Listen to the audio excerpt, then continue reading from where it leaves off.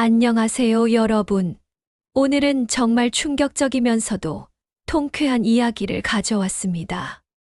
바로 자신의 재산만 노리는 자식들에게 완벽한 복수를 한 아버지의 실화입니다. 이 이야기의 주인공은 70대 후반의 김종수 씨입니다. 평생 성실하게 살아오며 상당한 재산을 모은 분이죠. 하지만 그의 세 자녀는 아버지보다는 아버지의 재산에만 관심이 있었습니다. 과연 이 아버지는 어떤 방법으로 자식들에게 뼈아픈 교훈을 주었을까요? 그리고 그 결과는 어떻게 되었을까요? 오늘 이 놀라운 이야기를 자세히 들려드리겠습니다. 정말 마지막까지 반전이 있으니 끝까지 청취해 주세요. 제가 김종수라고 합니다. 올해 78세고요. 정말 파란만장한 인생을 살아왔습니다. 저는 1947년생으로 한국전쟁이 끝난 직후에 태어났어요. 그 시절이 얼마나 어려웠는지 아시나요? 정말 먹을 것도 없고 입을 것도 없던 시절이었어요. 우리 집은 특히 가난했어요. 그때 어머니가 임신 중이셨는데 막내 동생을 낳고 나서 아버지가 과로로 쓰러지신 거예요. 그러니까 어머니 혼자서 저와 형, 그리고 갓난아기까지 셋을 키우셔야 했죠. 어머니는 정말 대단한 분이셨어요. 남의 집 빨래도 해주고 바느질도 해주고 안 해본 일이 없으셨어요. 그런데도 생활이 너무 어려웠어요. 하루에 한 끼 먹는 날도 많았고 겨울에는 연탄 살 돈이 없어서 춥게 지낸 적도 많았어요. 저는 어릴 때부터 일을 시작했어요. 초등학교 다닐 때부터 신문 배달을 했어요. 새벽 4시에 일어나서 신문 배달하고 학교 가고 방과 후에는 우유 배달을 했어요. 주말에는 시장에서 집 나르는 일도 했고요. 그런데 공부는 열심히 했어요. 어머니가 늘 말씀하셨거든요. 정수야, 우리는 가난하지만 너라도 공부해서 잘 살아야 한다. 그 말씀을 들을 때마다 눈물이 났어요. 고등학교 졸업할 때까지 정말 힘들었지만 꿈만은 포기하지 않았어요. 언젠가는 제 힘으로 가난에서 벗어나겠다는 꿈을 가지고 있었거든요. 고등학교 졸업하자마자 작은 철강 부품 제조업체에 취직했어요. 하루 12시간씩 일하면서 야간대학도 다녔죠. 정말 힘들었지만 꿈이 있었어요. 언젠가는 제 사업을 하겠다는 꿈이요. 27살 때 지금의 아내를 만났어요. 아내도 저처럼 어려운 집안 출신이라서 서로의 처지를 이해할 수 있었어요. 결혼 후에 첫째 대연이, 둘째 지영이, 막내 준호가 태어났죠. 30살이 되던 해 드디어 독립해서 사업을 시작하기로 결심했어요. 겨우 2천만 원으로 월세 30만 원짜리 지하 공간에서 직원 3명과 함께 시작했어요. 처음 몇 달은 정말 지옥이었어요. 주문이 거의 없었거든요. 하루 종일 영업 전화를 걸어도 문전박대당하기 일쑤였어요. 돈이 떨어져 가니까 정말 절망적이었죠. 그런데 6개월쯤 지났을 때 기적이 일어났어요. 작은 중소기업에서 저희 제품에 관심을 보인 거예요. 그 첫 주문을 완벽하게 처리했더니 소문이 퍼지기 시작했어요. 3년째부터는 정말 가파르게 성장했어요. 대기업에서도 연락이 오기 시작했고 새 공장도 짓고 직원도 늘렸어요. 5년째 되던 해에는 수출도 시작했어요. 40대에 들어서면서는 정말 탄탄한 중견기업이 됐어요. 여러 공장을 운영하게 됐고 업계에서도 인정받기 시작했어요. 그 즈음부터 부동산 투자도 시작했어요. 강남 아파트를 시작으로 상가, 땅까지 사업이 안정되면서 자식들 교육에도 신경을 쓰기 시작했어요. 제가 못 받은 교육을 자식들은 최고로 받게 해주고 싶었거든요. 첫째, 대연이는 정말 똑똑했어요. 서울대 경영학과를 나와서 미국 MBA까지 받았어요. 유학비만 해도 몇 억이 들었지만 아깝지 않았어요. 언젠가는 제 사업을 이어받을 거라고 생각했거든요. 둘째, 지영이는 예술 쪽에 관심이 많아서 미술을 전공시켰어요. 이탈리아로 미술 유학도 보냈죠. 역시 몇 억이 들었지만 딸이 하고 싶어 하는 일이니까 지원해줬어요. 막내 준호는 문제였어요. 어릴 때부터 공부에는 관심이 없었어요. 그래도 제 아들이니까 포기할 수 없어서 돈을 많이 내고 사립대학에 보냈어요. 제 아이 교육비만 해도 총 10억은 넘게 들었을 거예요. 하지만 아깝다는 생각은 안 했어요. 자식들이 잘 되는 게 부모의 바람이니까요. 문제는 자식들이 사회에 나가면서부터 시작됐어요. 대연이가 대학 졸업하고 처음에는 다른 대기업에 취직했어요. 그런데 1년도 안 돼서 그만두고 제 회사에 들어오고 싶다고 하더라고요. 처음에는 기뻤어요. 그래서 바로 임원으로 받아들였죠. 하지만 막상 대연이가 회사에 들어오니까 뭔가 이상했어요. 열심히 일하고 배우려는 모습보다는 사장 아들이라는 지위에 안주하는 것 같았어요. 다른 직원들한테도 권위적으로 대했고, 내가 나중에 이 회사 물려받을 건데 라는 식으로 말하는 걸 여러 번 봤어요. 지영이 문제도 심각했어요. 결혼 후에 사위가 사업을 하고 싶다고 해서 2억을 투자해줬는데 6개월 만에 망했어요. 그 다음에는 3억을 또 달라고 하더라고요. 이것도 1년 만에 망했죠. 그런데 지영이가 하는 말이 어차피 나중에 제가 상속받을 돈 아니에요. 지금 주시나 나중에 주시나 똑같은 거잖아요 였어요. 정말 충격적이었어요. 준호는 더 심각했어요. 대학 졸업하고 나서 취직을 하려고 노력하는 것 같긴 했는데 며칠 일하다가 그만두기를 반복했어요. 첫 번째 회사는 3일, 두 번째는 일주일. 이런 식으로 계속 반복됐어요. 그러면서 이런 일은 제 수준에 맞지 않아요라고 하면서 용돈을 달라고 했어요. 처음에는 한 달에 100만 원씩 줬는데 점점 더 달라고 하더라고요. 200만 원, 300만 원. 요구가 계속 늘어났어요. 그런데 가장 충격적이었던 건 준호가 친구들한테 나는 평생 일 안 해도 돼. 우리 아버지가 돈이 엄청 많거든. 어차피 나중에 다 내가 받을 거야 라고 자랑하고 있었다는 거예요. 작년에 정말 충격적인 일들이 연달아 일어났어요. 첫 번째는 제가 심장 문제로 병원에 입원했을 때였어요. 자식들이 병문안을 왔는데 병실에 들어오자마자 하는 말이 아버지, 혹시 유원장은 써놓으셨어요? 였어요. 저는 깜짝 놀랐어요.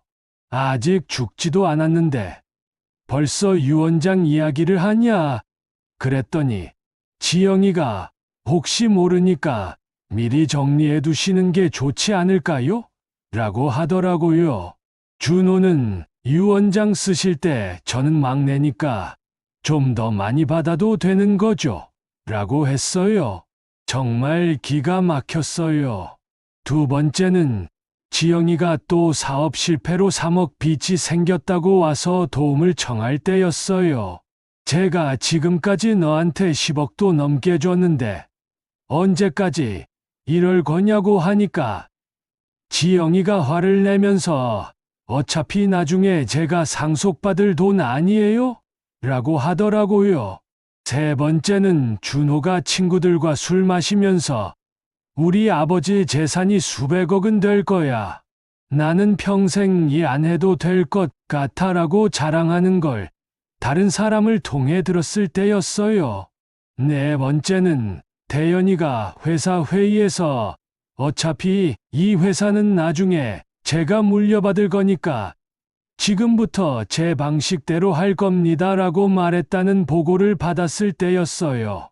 다섯 번째는 어머니 제사 때 대연이가 아버지가 물려주실 유산으로 우리가 더 잘 살게 될 거니까 할머니도 기뻐하실 거예요라고 제사상 앞에서 말했을 때였어요. 이 모든 일들을 겪으면서 저는 깨달았어요. 제 자식들은 저를 아버지로 보는 게 아니라 그냥 걸어 다니는 유산 정도로 생각하고 있다는 걸요. 그때 저는 마음을 굳게 먹었어요. 자식들한테 확실하게 교훈을 줘야겠다고 생각했죠. 며칠 동안 정말 많이 생각한 끝에 가짜 파산을 연출하기로 했어요.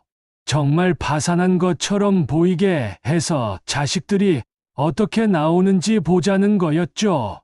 평소에 알고 지내던 변호사 선생님한테 가서 상황을 설명했어요. 처음에는 놀라시더니 어려운 일이긴 하지만 가능합니다. 다만 정말 정교하게 계획을 세워야 해요라고 하시더라고요. 변호사 선생님과 회계사 선생님과 함께 치밀한 계획을 세웠어요. 겉으로는 사업이 망해서 빚더미에 앉은 것처럼 보이게 하되 실제로는 제 재산을 안전하게 보호하는 방법이었죠. 첫 번째로 회사 경영난을 연출했어요. 평소에 거래하던 협력업체들한테 미리 양해를 구하고 대금 지급을 중단하는 것처럼 보이게 했어요. 물론 실제로는 다른 방법으로 다 정산해드렸지만요. 두 번째로는 부동산을 매각한다고 발표했어요. 실제로는 믿을 만한 지인분들 명의로 소유권을 이전한 것뿐이었지만 자식들한테는 빚 때문에 급하게 팔아야 한다고 말했어요. 세 번째로는 생활 수준을 확 낮췄어요. 그동안 운전기사 두고 비싼 차 타던 걸 갑자기 지하철 타고 다니기 시작했고, 집에서 일하시는 가사 도우미분들도 그만두게 하고 라면을 끓여 먹었어요. 이 모든 과정을 준비하는데 한 달 정도 걸렸어요. 정말 치밀하게 계획해서 자식들이 의심하지 않도록 모든 걸 실제처럼 만들었어요. 드디어 계획을 실행에 옮겼어요.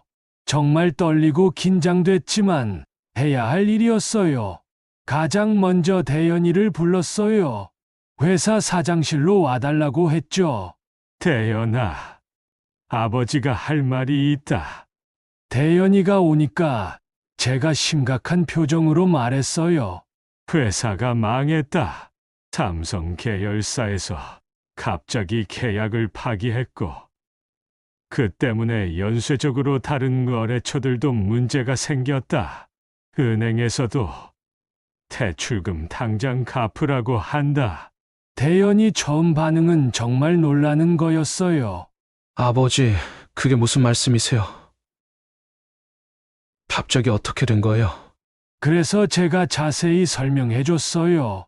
어떤 대기업이 갑자기 품질 문제를 제기하면서 계약을 취소했고, 그 때문에 자금 흐름에 문제가 생겼다고 말했죠.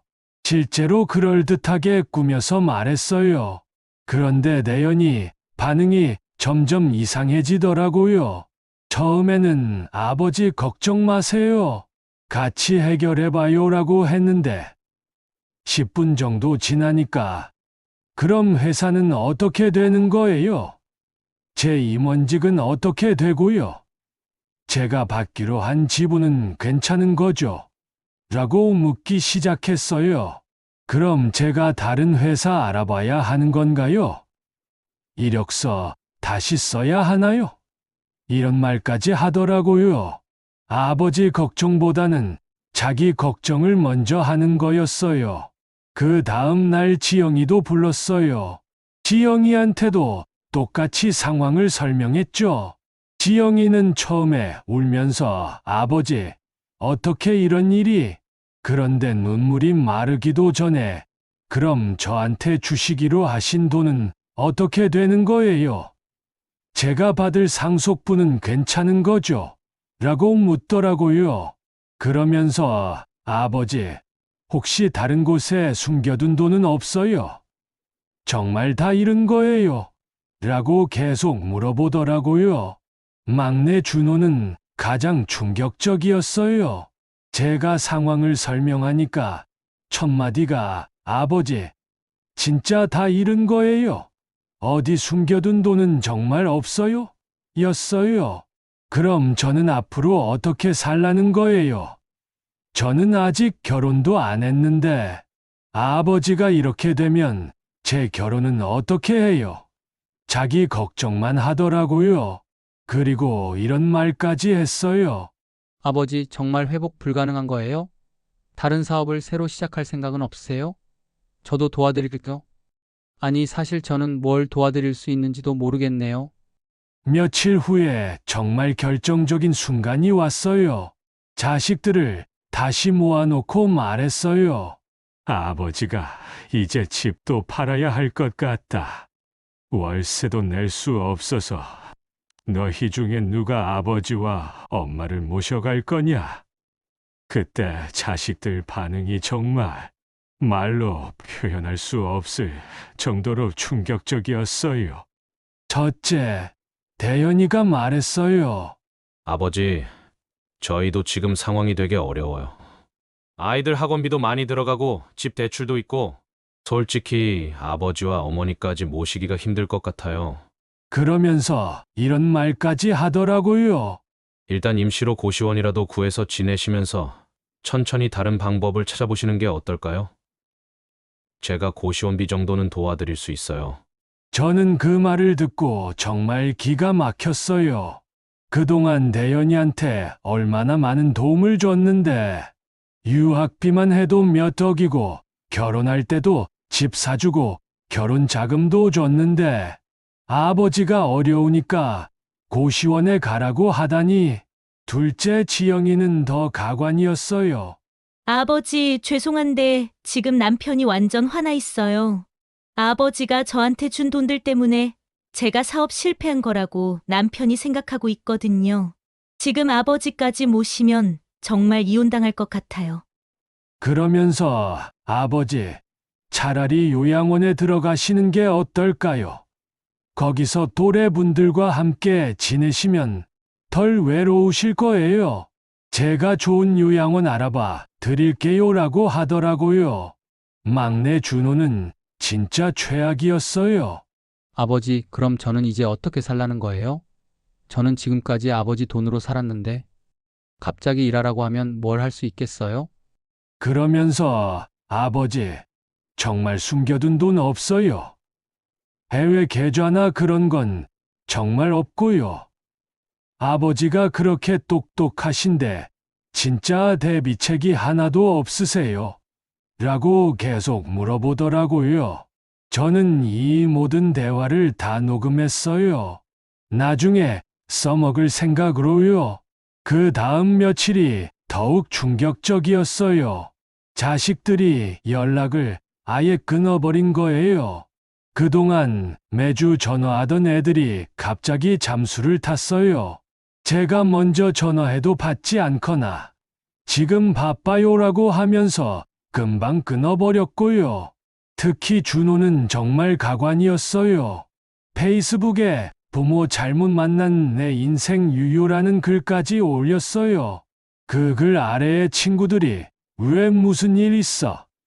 하고 물어보니까 아버지가 사업 망해서 이제 나까지 힘들어졌다. 진짜 인생 망했다고 댓글을 달더라고요. 심지어 아버지 때문에 지금까지 백수로 살았는데 이제 진짜 이래야 하나 보다. 그리고 친구들아, 나 이제 취직해야 할 것 같아. 혹시 괜찮은 자리 있으면 추천 좀이라는 글도 올렸더라고요. 또 다른 충격적인 일도 있었어요. 제가 아는 사업가분이 우연히 대연이를 만났는데 대연이가 하는 말을 들었다는 거예요. 아버지가 갑자기 망해서 저도 난처해요. 사실 아버지 회사 물려받을 생각이었는데 이제 제가 다른 회사 알아봐야겠어요. 혹시 좋은 자리 있으시면 소개 좀 해주세요라고 말했다는 거죠. 지영이도 마찬가지였어요. 지영이 친구가 저한테 전화해서 아버지, 지영이가 요즘 너무 힘들어해요. 아버지가 망하셨다고 하면서 자기도 이제 어떻게 살아야 할지 모르겠다고 하더라고요. 남편한테도 눈치 보인다고 하고. 그런데 정말 극단적인 상황도 있었어요. 어느 날 제가 감기에 걸려서 열이 심하게 났는데 자식들한테 연락해도 아무도 오지 않았어요. 평소 같으면 큰일 났다고 달려왔을 텐데 이번에는 병원 가세요라는 문자 한 통만 보내더라고요. 준호한테 아버지가 많이 아프다고 연락했더니 아는 애. 면접 준비는 무슨. 대연이한테 연락했더니 아버지, 지금 저도 이직 준비하느라 정신없어요. 약국에서 해열제 사서 드세요라고 하더라고요. 지영이는 아예 전화를 받지 않았어요. 문자로 지금 남편이랑 싸우고 있어서 전화 못 받아요. 나중에 연락드릴게요라고 보내놓고는 연락이 없었어요. 그때 정말 서러웠어요. 아, 내가 돈이 없으니까 자식들이 이런 식으로 대하는구나. 또 다른 일도 있었어요. 제가 평소에 다니던 단골 식당이 있었는데 거기 사장님이 요즘 어떻게 지내세요? 한동안 안 보이시더니 그래서 요즘 좀 어려워져서. 그런데 제 자식들은 3개월 동안 정말 외롭게 살았어요. 하지만 자식들의 진짜 모습을 확실히 알 수 있었어요. 이 애들은 정말 제 돈만 바라보고 있었구나. 3개월 후에 제가 복수를 실행했어요. 자식들한테 연락해서 가족회의를 한다고 했어요. 장소는 예전에 자주 가던 롯데호텔 레스토랑으로 정했죠. 자식들이 의아해했지만 혹시 숨겨둔 돈이 있나 싶어서 다 왔어요. 레스토랑 프라이빗 룸에서 비싼 코스 요리를 주문했어요. 자식들이 먹으면서도 계속 눈치를 보더라고요. 식사가 끝나고 제가 말을 시작했어요. 그동안 아버지가 정말 힘들었다. 그러면서 지난 3개월 동안 자식들이 어떻게 행동했는지 하나하나 다 얘기해줬어요. 녹음해둔 파일도 들려주고 준호가 올린 SNS 글도 보여줬어요. 자식들 얼굴이 하얗게 변하더라고요. 그때 제가 진실을 말했어요. 아버지는 파산하지 않았다. 그리고 새로 작성한 유언장을 보여줬어요. 모든 재산을 자선단체에 기부한다는 내용이었죠. 자식들이 울면서 사과하기 시작했어요. 아버지, 죄송해요. 저희가 잘못했어요. 용서해 주세요. 그래서 제가 말했어요. 너희가 진짜 사과하는 거냐? 아니면 유산 때문에 사과하는 거냐? 너희가 3개월 전에 보여준 게 너희들의 진짜 모습이다. 아버지가 가난하다고 생각했을 때 너희들이 어떻게 행동했는지 다 봤다. 마지막으로 단호하게 말했어요. 이제 아버지와 엄마는 너희들과 남남이다. 다시는 연락하지 마라. 지금 저는 자식들과 완전히 연락을 끊고 아내와 함께 서로 의지하며 잘 살고 있어요. 하지만 전혀 후회하지 않아요. 자식들이 아버지를 정말 사랑한다면 아버지가 가난해져도 곁에 있어야 하는 거 아닙니까? 돈 때문에 아버지를 찾는 자식들이라면 차라리 없는 게 낫다고 생각해요. 대신 저는 제 재산으로 정말 의미 있는 일들을 하고 있어요. 어려운 학생들한테 장학금 주고 독거 노인분들 돌봄 사업도 지원하고 있어요. 가끔 자식들이 찾아와서 사과하고 용서를 구하지만 저는 단호해요. 진짜 뉘우친다면 내 돈 생각하지 말고 너희 힘으로 살아보라고 말하죠. 여러분은 이 이야기를 어떻게 생각하시나요? 김종수 씨의 복수가 너무 극단적이었을까요? 아니면 당연한 결과였을까요? 댓글로 여러분의 생각을 들려주세요. 돈보다 소중한 건 가족의 진정한 사랑이라는 걸 너무 늦기 전에 깨달았으면 좋겠습니다. 오늘 이야기가 도움이 되셨다면 좋아요와 구독 부탁드려요. 다음에도 더 의미 있는 이야기로 찾아뵙겠습니다.